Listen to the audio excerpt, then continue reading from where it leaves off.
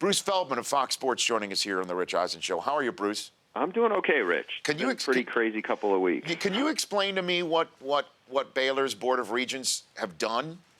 Well, right now, I think, Rich, and I was told this by some people close to the investigation the other day, because there were some erroneous reports out there. When this stuff happens, there's a lot of things that have to get sorted out both internally and externally. Yes. In terms of contracts and different things. Right now, the allegations, and there were players who were already convicted of rape, but what went on here was so egregious and so horrific. And in the report, the fact that the football staff conducted their own untrained internal inquiries, as it's worded, which were outside of policy, and that included discrediting complaints and denying them a right to fair and impartial investigation, is so sickening. I think they're going to clean house here. Art Briles will be gone, and there will be no more Art Briles at Baylor. I think when you look at this case, this is essentially a program that had been a doormat for a long time. It turned into a national powerhouse. And what we read in this report and what you hear from victims and the attorneys representing them, the families of victims, is Baylor sold its soul to try to be a powerhouse in football, and it burned them. Well, it's not just a lot of people around them. And it's not just something that happened on Briles' watch and then he didn't know how to handle it. He brought in players that have had these allegations elsewhere and didn't do anything about it, according to everything that I'm reading, when the allegations surfaced anew for one of these players. Bruce, yeah, correct? Look, one of the lawyers I talked to the other day, his victim that he represents, the rapist that she, accused, has already been convicted. He's sentenced to serving 20 years.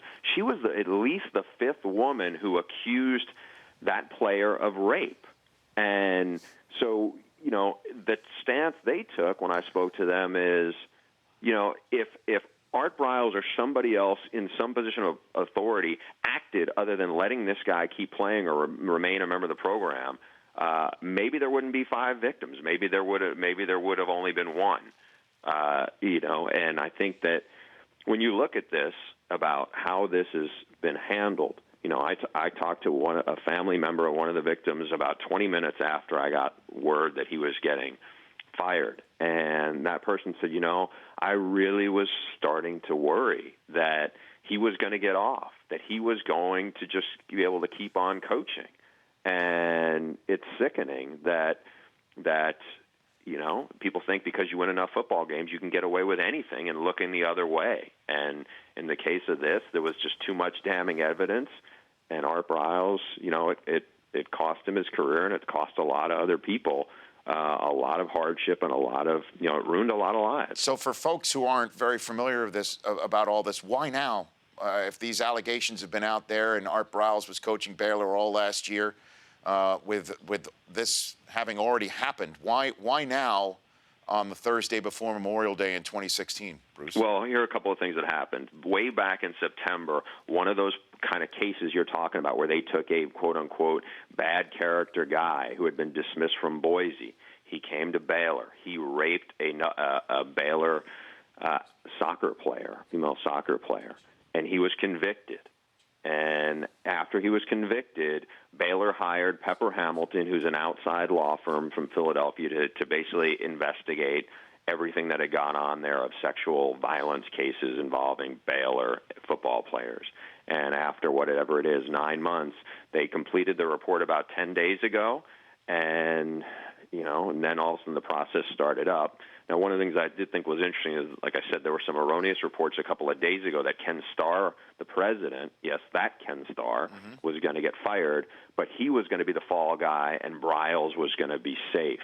I was told back then that was not accurate because the Briles stuff was too damning. There was no way they could overlook what had happened on his watch and some of the things that he had allowed and looked the other way on. Well, but when using the word fall guy, and I know you're not using it, you're quoting somebody and using it for something like this, it connotes that somebody's taking the brunt unfairly or disproportionately based on what others should be correct, taking. yeah. Okay, Yeah. and in that Shouldn't be regard, perception. That was how I was trying to quote that. of course, person and I down. understand that. I understand that. That's the reason why I wanted to make sure I said that. But by also getting to this point, that, even if Ken Starr didn't quote unquote know, this is on his watch. This is the sort of football operation that is operating on his watch, where he's part of running out onto the field before games and rah-rah, sis, poom-bah.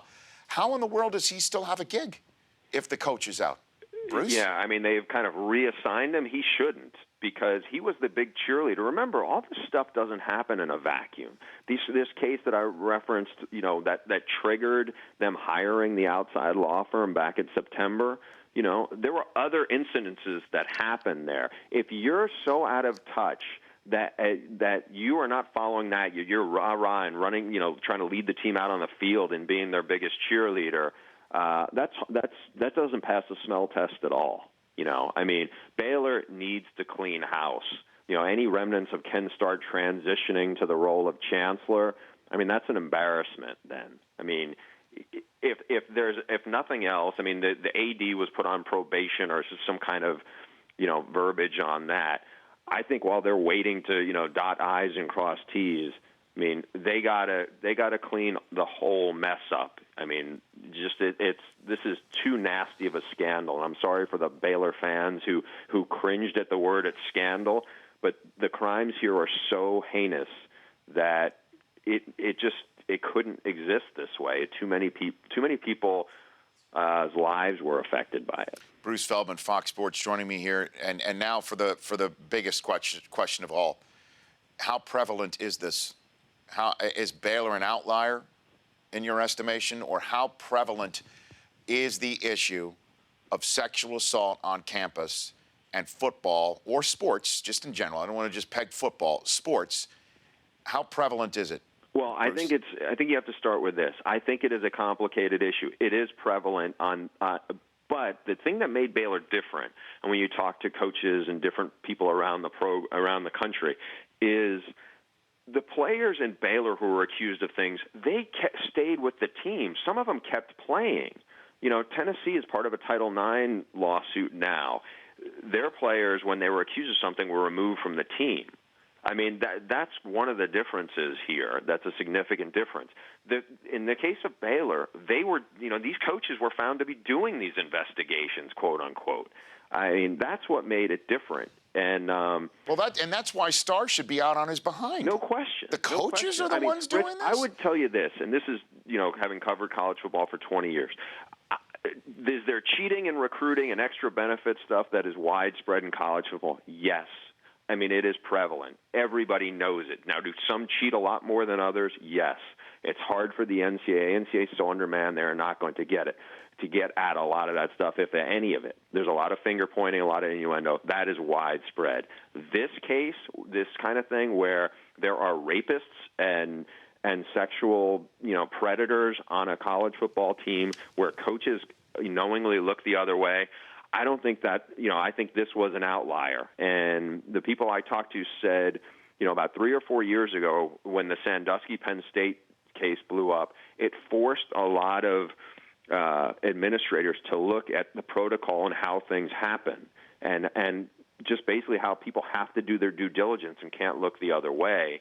And I think that's an example here. It's another reminder, and I think this is going to be a big reminder for a lot of assistant coaches and people who think they can look the other way and say, "Oh, this is a case of he said, she said." That you're not in that position to make those determinations. Bruce Feldman, thank you, sir. Appreciate you calling in on short notice. My pleasure. Thank you, Rich. Bruce Feldman of Fox Sports here on The Rich Eisen Show. The Rich Eisen Show, weekdays at noon Eastern on Audience.